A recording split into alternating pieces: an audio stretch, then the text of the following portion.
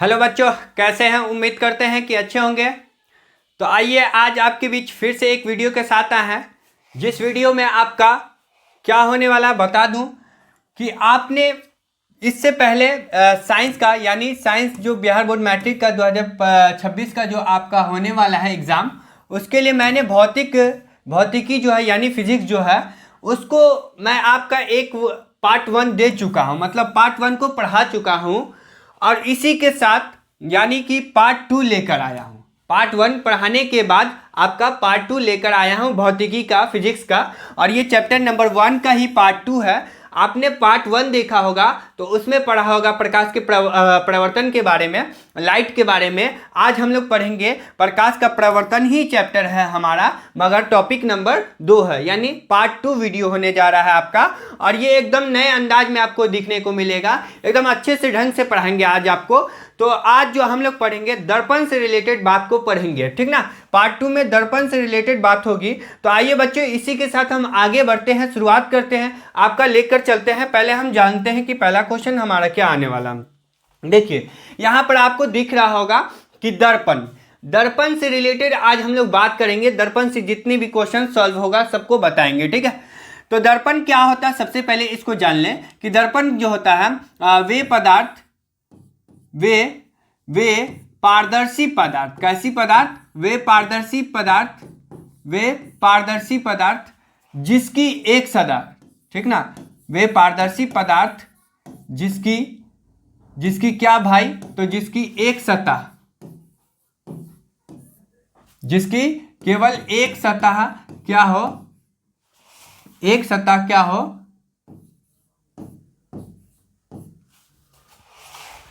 वे पारदर्शी पदार्थ जिसकी एक सतह कलई या पेंट की गई हो, जिसकी एक सतह क्या हो? कलई या फिर क्या की गई हो? पेंट की गई हो, कलई या फिर पेंट की गई हो, ठीक ना। इतनी बात को याद रखना। वे पारदर्शी पदार्थ जिसकी एक सतह को क्या किया गया, सॉरी सतह गलत लिखा गया, यहाँ पर सतह को क्या किया गया है? कलई या पेंट किया गया हो। क्या किया गया हो? सतह को कलई या पेंट किया गया हो, उसको कहते हैं दर्पण। तो देखिए अब हम आपको बता दें कि दर्पण क्या है, ठीक है। तो यहां पर एक हमने दर्पण पारा, ठीक है। इसकी एक सतह को हम क्या कर देंगे?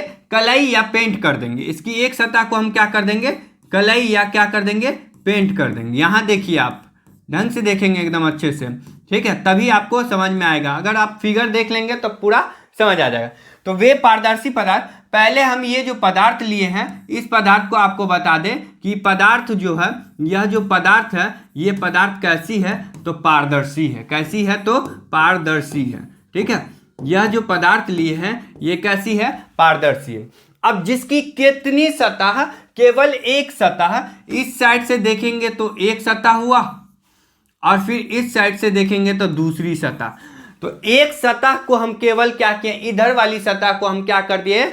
कलई या फिर क्या कर दिए हैं? पेंट कर दिए। कलई या क्या कर दिए हैं? पेंट कर दिए हैं, यानी रजित कर दिए हैं। तो इसकी एक सतह को ही हम कलई या पेंट कर दिए, इसी को हम क्या कहते हैं? दर्पण कहते हैं। इसी को हम क्या कहते हैं? दर्पण कहते हैं। इसको अपनी भाषा में आप बोल सकते हैं शीशा भी कहते हैं, ठीक है। अपनी भाषा में आप इसको बोल सकते हैं कि इसको शीशा भी कहते हैं, ठीक है। अब देखेंगे कि आपने आईना देखा होगा जिसमें आप अपना शकल देखते हैं, ठीक है। इस प्रकार का आपके घरों में आईना लगा होता है, ठीक है। तो आईना में यदि आप जो फेस करते हैं तो आईना का फर्स्ट साइज जो होता है, फर्स्ट आगे वाला जो हिस्सा होता है वो क्या होता है? पारदर्शी होता है। अगर उसके पीछे वाला हिस्सा को हटा दिया जाए तो क्या हो जाएगा? आर पार दिखेगा, ठीक है। तो आर पार दिखेगा, इसलिए उसके पीछे वाला हिस्सा को यहां पर हमने क्या कर दिया? इसके पीछे वाले हिस्से को हम क्या कर दिए? कलई या पेंट कर दिए, ताकि पूरा क्या ना हो पाए? पारदर्शी ना हो पाए, ठीक है। सिर्फ एक सतह क्या रहा है उसका पारदर्शी, और दूसरी सतह को क्या कर देंगे? कलई या फिर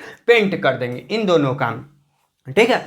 जैसे पेंट करेंगे तब हम लोग क्या करते हैं? आईना में अपनी शकल को देखते हैं और वहां पर देख पाते हैं कि हाँ क्या दिख रहा है, ठीक ना। तो यही आईना है जिसमें हम लोग क्या करते हैं? अपनी शकल को देखते हैं, ठीक ना। तो इसकी केवल एक सतह को कलई या पेंट किया जाता है और ये कैसा पदार्थ होता है? तो पारदर्शी पदार्थ होता है। इतनी बात को आपको याद रखना है दर्पण से, ठीक है। अब यदि आपसे पूछा जाएगा कि दर्पण कितने टाइप्स के होते हैं, दर्पण कितने प्रकार के होते हैं, तो मेरे प्यारे बच्चों दर्पण 3 प्रकार के होते हैं। कितने प्रकार के? दर्पण 3 प्रकार के होते हैं, आपको याद रखना है। पहला होता है समतल दर्पण। पहला होता है समतल दर्पण। कौन सी दर्पण? समतल दर्पण, ठीक है। दूसरा होता है गोलीय दर्पण। कौन सा दर्पण? गोलीय दर्पण। दूसरा होता है गोलीय दर्पण। क्या होता है? गोलीय दर्पण, ठीक है। और तीसरा जो होगा हमारा, तीसरा आपको यहां लिख देते हैं, ठीक है। तीसरा जो होता है परवलयिक दर्पण होता है। कौन सा दर्पण? परवलयिक दर्पण होता है। मतलब अब ये 3 प्रकार के आपको दर्पण दिख रहे होंगे स्क्रीन पे, ठीक है। कितने प्रकार के? 3 प्रकार के होते हैं। पहला समतल दर्पण, दूसरा गोलीय दर्पण और तीसरा परवलयिक दर्पण। इतने टाइप्स के दर्पण आपको देखने को मिलेगा, पढ़ने को मिलेगा, ठीक है। तो दर्पण के बात आप समझ रहे होंगे। आई होप कि आपको समझ में आ गया। जब भी पूछे तो 3 प्रकार का होता है। आइए अब आगे लेकर चलते हैं आपको। अगला देखिए, यहां पर आपने देखा कि समतल दर्पण, पहला भाग क्या था हमारा? पहला कौन सा पार्ट होता है? समतल दर्पण, ठीक है। तो समतल दर्पण होता है क्या, ठीक ना, इसको हम जानेंगे कि वैसा, इसमें हम बता दें आपको थोड़ा सा लिखकर, वैसा दर्पण, वैसा दर्पण, वैसा दर्पण जिसका, जिसकी या जिसका बोल सकते हैं, ठीक ना, जिसकी दोनों सतह, कितनी सतह? दोनों सतह आपस में समान हो। क्या हो? आपस में समान हो। आपस में क्या हो? समान हो, ठीक है। वैसा दर्पण जिसकी दोनों सतह आपस में क्या हो जाए? समान हो जाए, समान हो जाए, इसी को हम बोलते हैं समतल दर्पण है। आप चित्र के माध्यम से देखिएगा। और इसमें एक और बात ध्यान रखना है कि इसमें जो वस्तु का प्रतिबिंब बनता है, देखिए इसमें जो होगा कि वस्तु का क्या बनेगा? प्रतिबिंब बनेगा। क्या बनेगा? प्रतिबिंब बनेगा। वो प्रतिबिंब जो बनेगा बच्चों, प्रतिबिंब जो बनता है वस्तु के समान आकार के बनेगा। क्या चीज बनेगा? वस्तु का समान आकार का, वस्तु के समान आकार का। इस बात को आपको याद रखना है, समान आकार का बनता है, ठीक है। आपसे यदि क्वेश्चन पूछा जाए कि समतल दर्पण में वस्तु का प्रतिबिंब कैसा बनता है, तो हमेशा याद रखना है कि समतल दर्पण में वस्तु का जो प्रतिबिंब होता है वस्तु के समान आकार का बनता है। इतनी बात को आपको याद रखना है, ठीक ना। देखेंगे आप चित्र, देखेंगे कि आपको हम चित्र बना के बता दें कि समतल दर्पण का चित्र, ठीक है। ये आपको समतल दर्पण का चित्र बना रहे हैं। चित्र के माध्यम से आपको बताते चले। देखिए यहां पर हमारा एक भाग हो गया ए और दूसरा भाग हो गया बी, ठीक ना। तो हमने बोला वैसा दर्पण जिसकी दोनों सतह क्या हो जाए? आपस में समान हो जाए। आपस में क्या हो जाए? समान हो जाए। तो वो वैसे दर्पण को हम बोलते हैं समतल दर्पण। देखिए इसका एक भाग आपको दिख रहा होगा, ये वाला भाग, ठीक है, एक भाग। और दूसरा भाग नीचे से जाएंगे तो देखेंगे दूसरा भाग, यहां तक आप देखेंगे तो ये दूसरा भाग, ठीक ना। तो एक भाग और दूसरा भाग दोनों क्या है? समान है। क्यों समान है? क्योंकि जितना लंबाई इसकी उतना लंबाई इसकी भी है, ऊपर से भी इतना ही लंबाई और नीचे से भी इतना ही लंबाई। तो दोनों सतह क्या हुआ? समान हुआ कि नहीं हुआ? तो दोनों सतह जब ये समान होगा, दोनों सतह जब ही समान होगा तो वैसे दर्पण को हम बोलेंगे कौन सी दर्पण? समतल दर्पण कहेंगे। याद रहेगा ना, वैसा दर्पण जिसकी दोनों सतह आपस में क्या हो जाए? समान हो जाए, वैसे दर्पण को हम समतल दर्पण कहते हैं। इसमें का वस्तु का प्रतिबिंब जो बनेगा वस्तु के समान आकार का बनता है। याद रखना है इस बात को। तो ये आपका समतल दर्पण क्लियर हुआ। अगला दर्पण देखेंगे। अगला दर्पण है आपको गोलीय दर्पण। तो गोलीय दर्पण में देखेंगे, पहले हम लिख कर बता दें, गोलीय पारदर्शी पदार्थ का, किसका? गोलीय पारदर्शी पदार्थ का। किस पदार्थ का? पारदर्शी पदार्थ का वह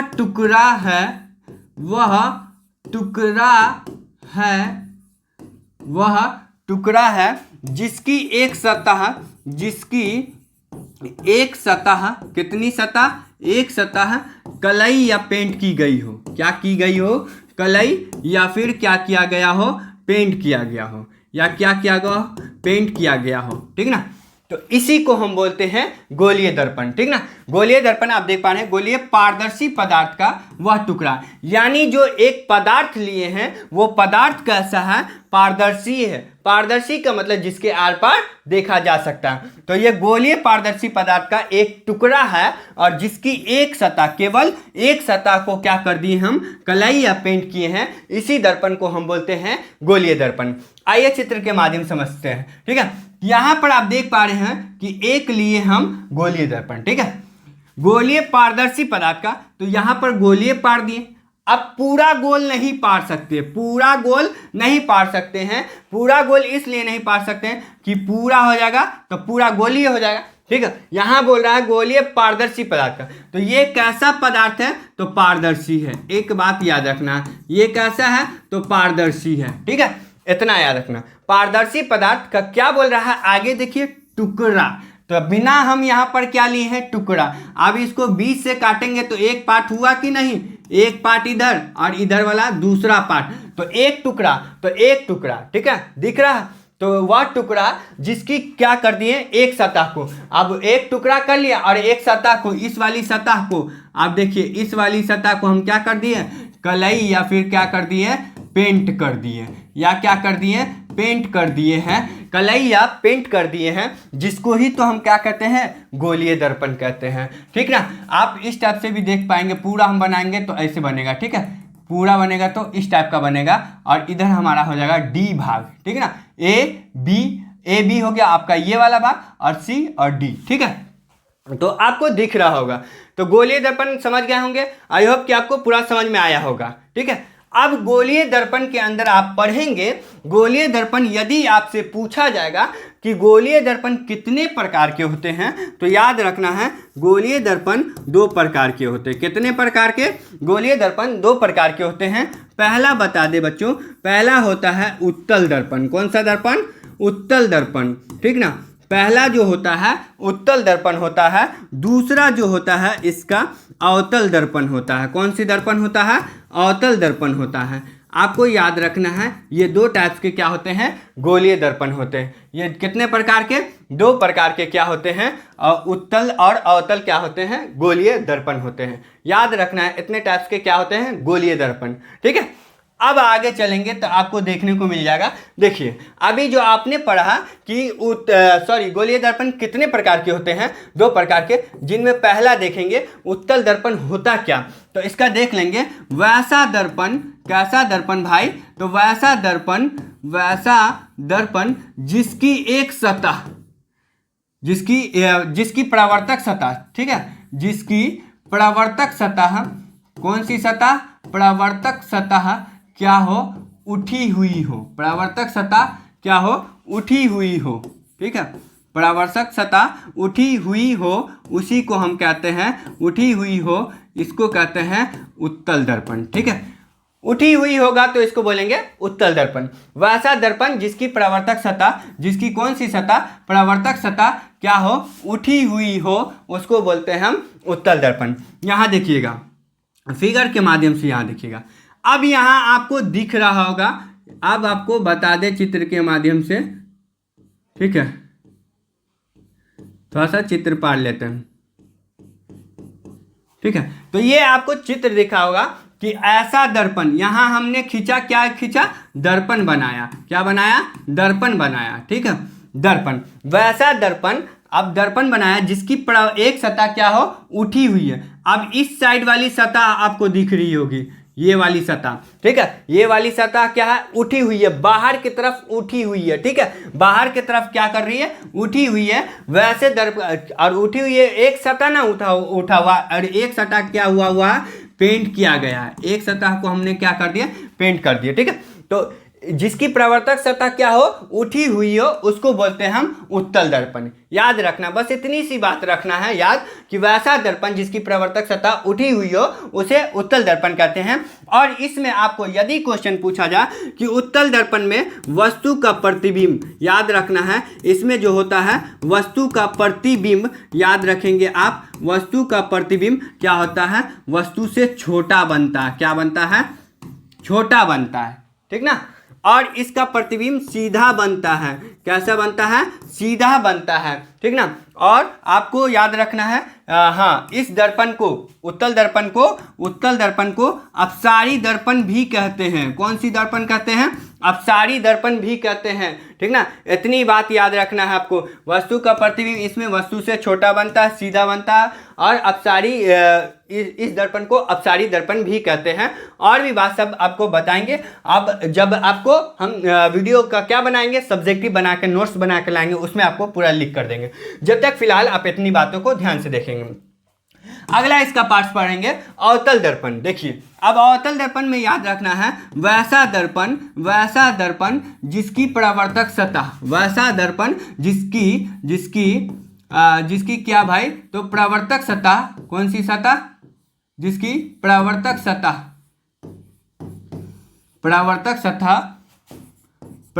सतह उठी हुई नहीं, मतलब उठी हुई ना हो बल्कि क्या हो? धंसी हो। क्या हो? धंसी हुई हो, ठीक है। धंसी हुई हो, इसी को हम बोलते हैं अवतल दर्पण। वैसा दर्पण जिसकी परावर्तक सतह, अब इसकी परावर्तक सतह कैसी है? तो इसकी परावर्तक सतह धंसी हुई रहेगी। इसको हम बोलेंगे, क्या बोलेंगे? अवतल दर्पण बोलेंगे। अब देखिएगा आप, ये हम बनाए एक अवतल दर्पण, ठीक है। अब इसकी परावर्तक सतह क्या है भाई? धंसी हुई है। किस लिए धंसी है आपको दिखा देते हैं अभी थोड़ा देर। ये देखिए, अभी इसका जो उठा हुआ था तो वो हो गया उत्तल। अब देखिए अंदर की ओर धंस गया कि नहीं, ये वाला भाग आपको दिख रहा होगा। अंदर की ओर क्या हो रहा है? धंस चुका है, मतलब अंदर की ओर क्या हो रहा है? मुड़ रहा है, अंदर की ओर खुल रहा है, ठीक ना। तो वैसा दर्पण जिसकी परावर्तक सतह क्या हो? धंसी हो, उसको हम बोलते हैं, इसको बोलते हैं अवतल दर्पण। कौन सी दर्पण?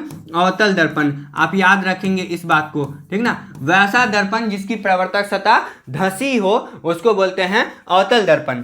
अब इसमें आपसे पूछेगा, इसमें जो वस्तु का प्रतिबिंब जो बनता है, क्या बनता है मेरे प्यारे बच्चों? प्रतिबिंब जो बनता है, इसमें वस्तु का प्रतिबिंब जो बनता है कैसा बनेगा? छोटा। कैसा बनेगा? छोटा, बड़ा और वस्तु के समान आकार का। क्या बनेगा? वस्तु के समान आकार का बनता है। यानी कि तीनों टाइप्स का बनता है, छोटा, बड़ा और वस्तु के समान आकार का बनता है। इसका प्रतिबिंब सीधा तथा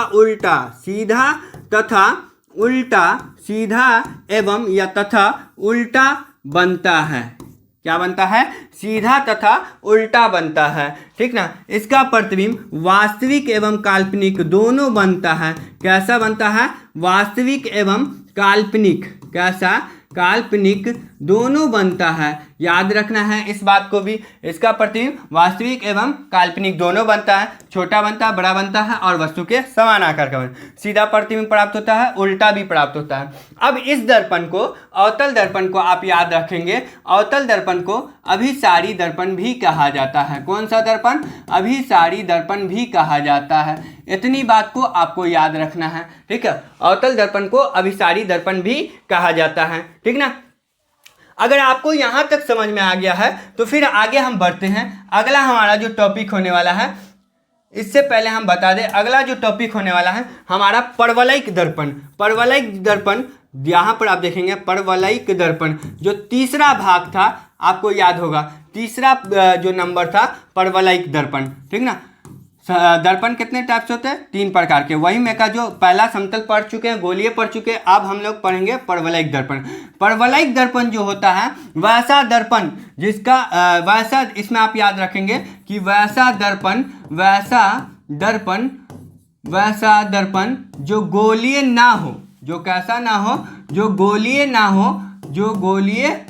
हो, ठीक ना। जो गोलीय ना हो उसे हम बोलते हैं परवलयिक दर्पण। वैसे दर्पण को हम परवलयिक दर्पण कहते हैं। अब देखिए इसका आकार जो होगा इस टाइप का होगा, ठीक है। किस टाइप का होगा? इस टाइप का होगा। आप बताइए ये गोलीय है क्या? ये गोलीय है क्या? नहीं ना है गोलीय। तो वैसा दर्पण जो गोलीय ना हो, वैसा दर्पण जो गोलीय ना हो, कैसा ना हो? गोलीय ना हो, उस दर्पण को हम बोलते हैं परवलयिक दर्पण। कौन सा दर्पण? इसको बोलते हैं हम परवलयिक दर्पण, ठीक है। बस इतना बात याद रखेंगे। अगला टॉपिक आप देखेंगे, अगला टॉपिक आ गया आपका उत्तल दर्पण का उपयोग। क्या पूछा जा रहा है? यदि आपसे पूछा जाए कि उत्तल दर्पण का उपयोग कहाँ कहाँ होता है और किस में होता है, तो याद रखेंगे उत्तल दर्पण का उपयोग निम्नलिखित चीज़ों में होता है। जैसे देखेंगे, पहला पॉइंट आपको बता दें, उत्तल दर्पण का उपयोग वाहनों के, किसमें भाई? तो वाहनों के हेडलाइट, कौन सी लाइट? हेडलाइट में। कौन सी लाइट में? हेडलाइट में इसका उपयोग किया जाता है। ठीक है, वाहनों के हेडलाइट में किया जाता है। यानी जो आप जो गाड़ी वगैरह देखे होंगे, गाड़ी का जो आगे वाला हेड होता है, हेडलाइट, उस लाइट में जो लगल होते हैं, उस लाइट जो लगा होता है, वैसे लाइट में किस दर्पण का, सॉरी, उत्तल दर्पण का उपयोग आ गया। पहले एक मिनट बच्चों, एक मिनट।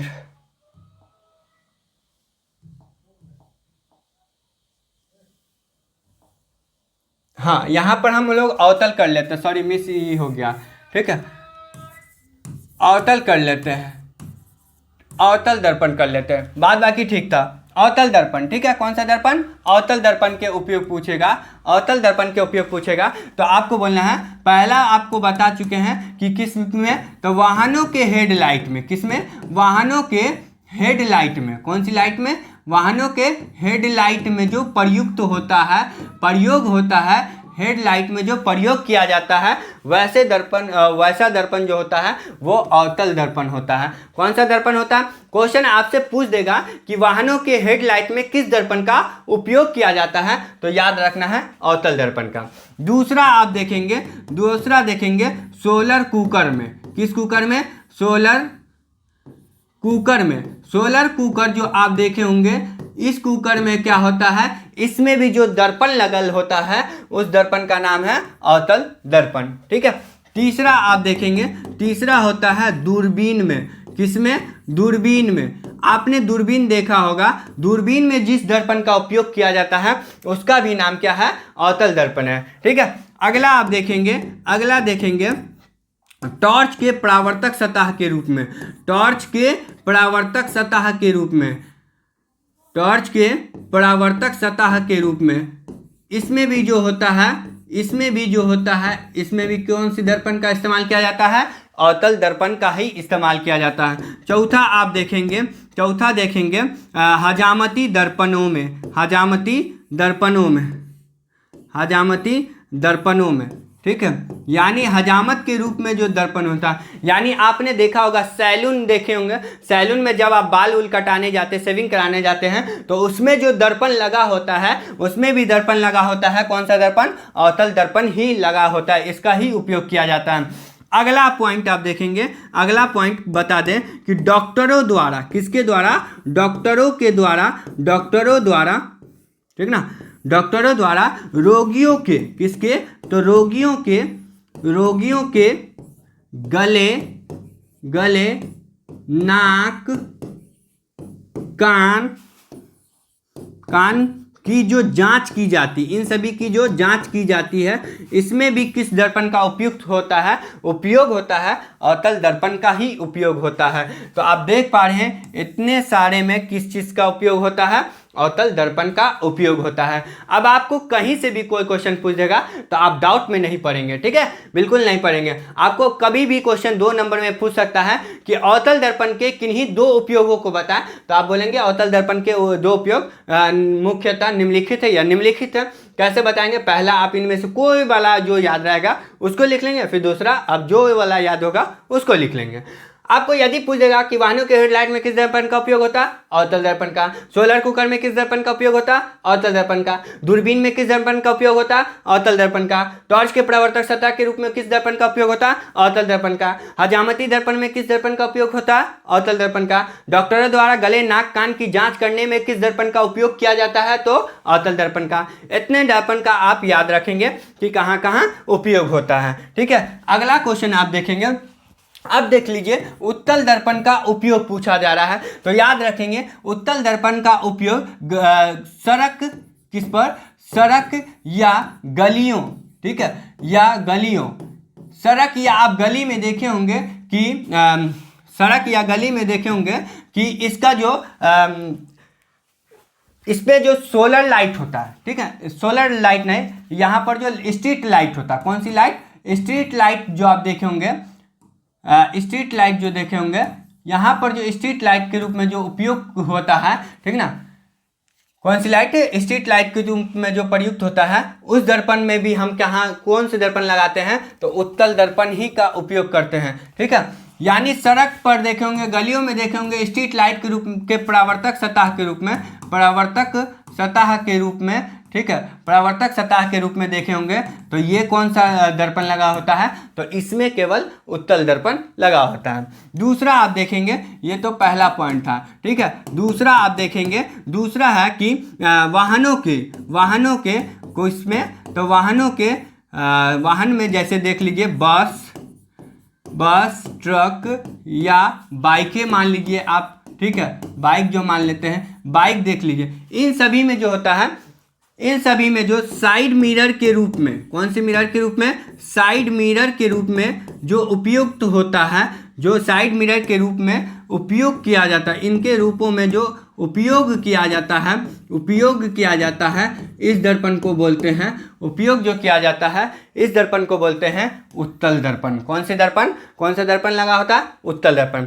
आपने देखा होगा, गाड़ी देखा, जैसे बाइक चलाते हैं तो उसमें जो लगा होता है साइड में ऐसे करके, हैंडल के पास दोनों जो शीशा लगा होता है, वो शीशा कौन सा लगा होता है, वो उत्तल दर्पण ही लगा होता है। तो वाहनों के जैसे बस ट्रक बाइक जो भी इत्यादि, इन सभी में जो होते हैं साइड मिरर के रूप में कौन सा दर्पण का इस्तेमाल होता है, तो कौन से दर्पण, उत्तल दर्पण। और गलियों में या सड़क पर जो स्ट्रीट लाइट के रूप में परावर्तक सतह जो होती है, उसकी उत्तल दर्पण का ही उपयोग होता है। तो ये भी आपको समझ में आ गया होगा। अगला क्वेश्चन देखेंगे, अगला आपको क्वेश्चन दिख रहा होगा कि उत्तल दर्पण का उपयोग साइड मिरर के रूप में करते हैं, क्यों। आपको अभी हम बताएं कि उत्तल दर्पण जो होता है उसका उपयोग वाहनों के साइड मिरर में करते हैं, क्यों, ठीक ना। तो वाहन जो है तो उनके साइड मिरर के रूप में क्यों किया जाता है, इसका आंसर आप देखेंगे कि इसमें आपको सबसे पहले बताएंगे कि इसमें किसमें, तो उत्तल दर्पण में, ठीक है। इसमें वस्तु का प्रतिबिंब, क्या बोलेंगे, वस्तु जो होता है इसका प्रतिबिंब, क्या, तो प्रतिबिंब, इसका प्रतिबिंब क्या बनता है, वस्तु से छोटा बनता है। वस्तु से क्या बनता है, वस्तु से छोटा बनता है, याद रखना है, छोटा बनता है, ठीक है, छोटा बनता है। इतनी बात को आपको याद रखना है। इसमें वस्तु का प्रतिबिंब वस्तु से छोटा बनता है। एवं क्या करता है, एवं विस्तृत दृष्टि क्षेत्र का निर्माण करता है, विस्तृत दृष्टि क्षेत्र का निर्माण करता है, विस्तृत दृष्टि क्षेत्र का निर्माण करता है, ठीक है। क्षेत्र का क्या करता है, निर्माण करता है, निर्माण करता है, निर्माण करता है, करता है, जिससे जिससे जिससे किसको भाई, तो वाहनों को, किसको, तो वाहनों को साइड लेने अथवा साइड देने में, कुंची में, साइड देने में, ठीक है, दोनों चीजों में, देने में सुविधा प्राप्त होती है। क्या प्राप्त होती है, सुविधा प्राप्त होती है, ठीक ना। इतनी बात को आप याद रखेंगे, प्राप्त होती है, ठीक है। याद रखेंगे कि उत्तल दर्पण का उपयोग वाहनों के साइड मिरर में करते हैं, क्यों, तो याद रखेंगे इसमें वस्तु का प्रतिबिंब जो होता है वस्तु से छोटा बनता है। पहली इस बात को आपको बताना है, वस्तु का प्रतिबिंब वस्तु से छोटा बनता है, एवं क्या करता है, विस्तृत दृष्टि क्षेत्र का निर्माण करता है, ठीक है। इतना चीज करता है, विस्तृत दृष्टि क्षेत्र का निर्माण करता है, जिससे किसको, वाहनों को, किसको, यानी गाड़ी को साइड लेने और साइड देने में क्या हो मिलता है, सुविधा प्राप्त होती है, सुविधा मिलती है।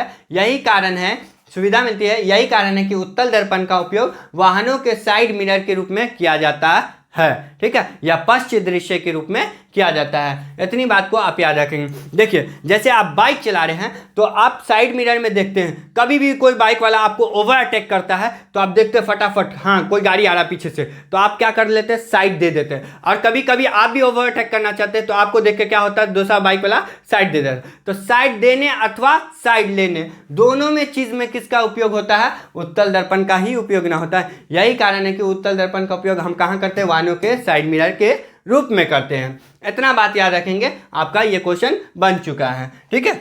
अब अगला क्वेश्चन देखेंगे। अगला क्वेश्चन क्या कह रहा है देखिए आपको यहां पर पढ़ना है वक्रता केंद्र। कौन सा केंद्र, वक्रता केंद्र। वक्रता केंद्र में देखेंगे वैसा दर्पण जिसका एक भाग, यहां पर हम पहले से लिख रखे हैं, आपको देखिए यहां पर चित्र बना के बताते हैं।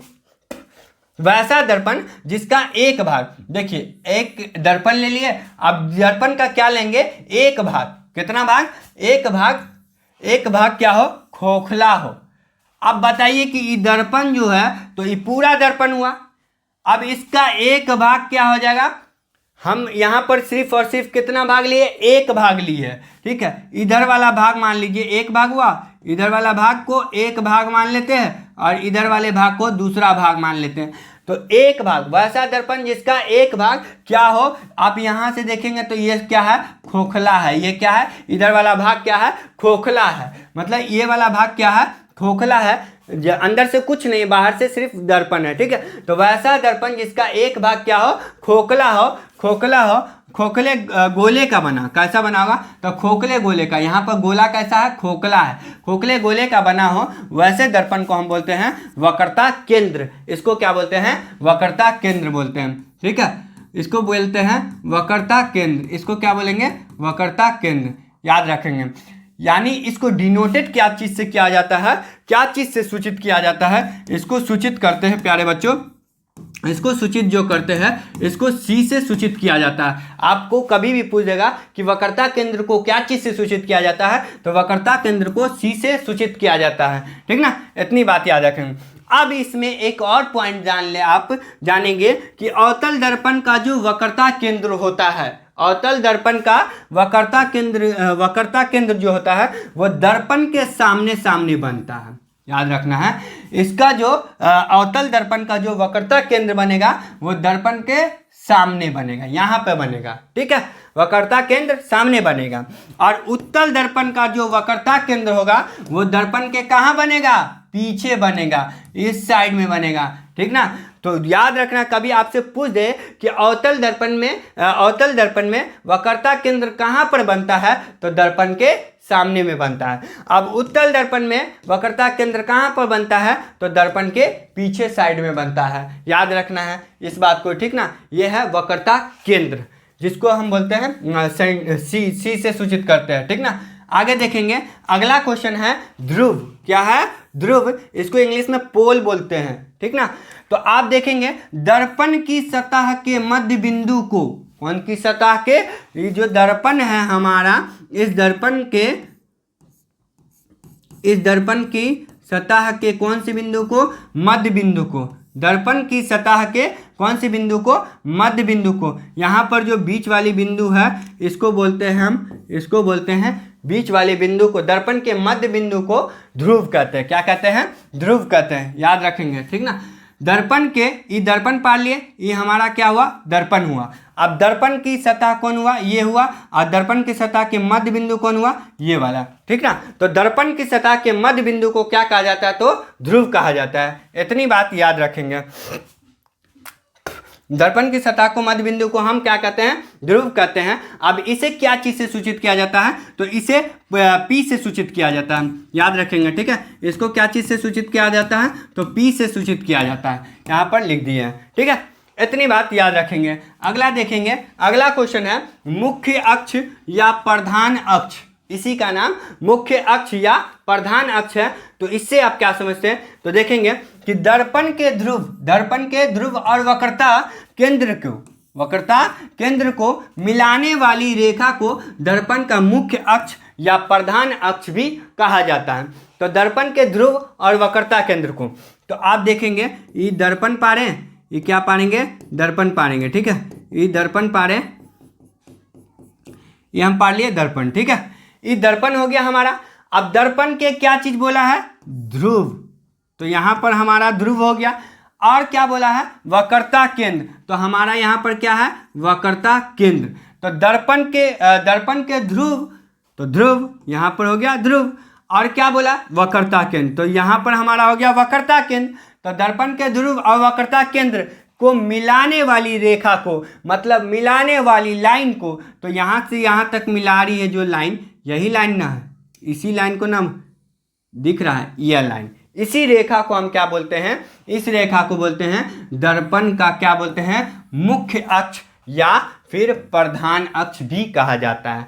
आपको जब भी ये क्वेश्चन पूछेगा तो बोलेंगे ध्रुव और वक्रता केंद्र को मिलाने वाली रेखा को हम क्या बोलते हैं, मुख्य अक्ष या फिर प्रधान अक्ष भी कहा जाता है। आई होप कि यह क्वेश्चन आपको बिल्कुल समझ आ गया होगा। अगला चलते हैं, अगला देखेंगे। कह रहा है क्वेश्चन कि दर्पण का द्वारक क्या होता है, दर्पण का द्वारक क्या है, ठीक है। तो दर्पण का वह भाग, किसका भाग, दर्पण का वह भाग जिससे किसका, तो प्रकाश का प्रवर्तन वास्तविक रूप से हो। दर्पण का एक ऐसा भाग जिससे क्या चीज का, तो प्रकाश का, किसका, प्रकाश का प्रवर्तन का वास्तविक रूप से क्या होता है, वास्तविक रूप होता है, वास्तविक रूप से प्रवर्तन होता है यहाँ पर, उसी को हम बोलते हैं गोलीय दर्पण का द्वारक कहते हैं, सॉरी दर्पण का द्वारक कहते हैं, ठीक ना। आगे देखेंगे, अगला क्वेश्चन है आपका वक्रता त्रिज्या। वक्रता त्रिज्या क्या होता है, दर्पण के ध्रुव एवं वक्रता केंद्र को, तो दर्पण का ध्रुव देख लीजिए फिर से, ठीक है, अच्छे से बना लेते हैं। क्या बोल रहा है, दर्पण के ध्रुव, दर्पण के ध्रुव, तो यहां पर हमारा दर्पण का ध्रुव हुआ और वक्रता केंद्र, ठीक ना, तक की दूरी को, दर्पण के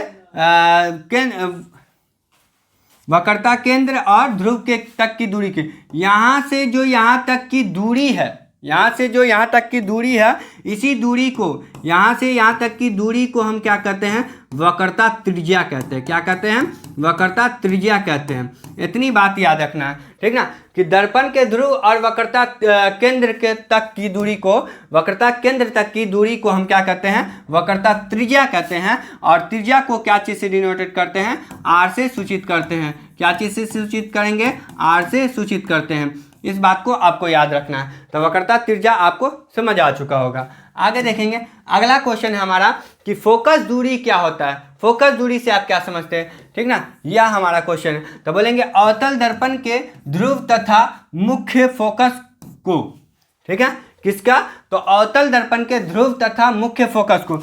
यहाँ पर अवतल दर्पण हम पाएंगे, कौन सा दर्पण पाएंगे, अवतल दर्पण के क्या बोल रहा है, ध्रुव, ये हो गया पोल, ध्रुव पोल मतलब P फॉर पोल, यानी ध्रुव हो गया। और क्या बोल रहा है, मुख्य अक्ष, तो यहां पर हमारा क्या हो गया, सेंटर लाइन, मुख्य अक्ष हो गया। अब फोकस की दूरी को क्या बोलते हैं, यहां पर हमारा क्या होगा, फोकस दूरी, ठीक है। तो अवतल दर्पण के ध्रुव तथा मुख्य फोकस की दूरी को, यहां पर से ध्रुव तथा इसकी दूरी और यहाँ से इसकी दूरी, दोनों की दूरी को क्या कहते हैं, फोकस दूरी कहते हैं। इन दोनों की दूरी को हम क्या कहते हैं, फोकस दूरी कहते हैं। और इसको फोकसांतर भी कहा जाता है। क्या कहा जाता है, फोकस दूरी या फोकसांतर भी कहा जाता है। इसे क्या चीज़ से सूचित करते हैं, तो इसे F से सूचित किया जाता है। इसे क्या चीज़ से सूचित किया जाता है, F से सूचित किया जाता है। इतनी बात को आप याद रखेंगे। इसके बाद आपका क्वेश्चन नहीं है, ठीक है। तो आपको यहाँ तक आई होप कि आपको सारे क्वेश्चन, आज का जितना टॉपिक मैंने पढ़ाया आपको बिल्कुल अच्छे से समझ आ गया होगा, ठीक ना। आज आपने जितना भी क्वेश्चन देखे होंगे, सारे क्वेश्चन आपको बिल्कुल एकदम क्लियर हो गया होगा। अगर आप अच्छे से देखेंगे, समझेंगे वीडियो को, तो बहुत अच्छे से समझ आएगा। इसके अलावा मैं आपका सब्जेक्टिव लिखा हुआ लाऊंगा वीडियो बनाकर, ठीक है। और उसमें फिगर जो होगा, चित्र जो होगा असली वाला बना कर लाऊंगा, एकदम टाइपिंग वगैरह करके, ताकि आपको नोट्स मिल जाए, नोट्स प्राप्त हो जाए। इसके लिए आप जरूर कमेंट में बोलेंगे हाँ सर मुझे चाहिए, ठीक है। तो ऐसे आप बने रहेंगे। दोस्तों के पास सबसे पहले शेयर करना, लाइक करना और सब्सक्राइब कर देंगे, ठीक है, कर देंगे, तभी जाकर हम लोग आगे बढ़ेंगे और आप लोग को अच्छी अच्छी वीडियो लाकर देंगे, ठीक ना। तो दोस्तों ऐसे ही बने रहे हमारे साथ, जब तक के जय हिंद। मिलते हैं साथियों नेक्स्ट वीडियो में।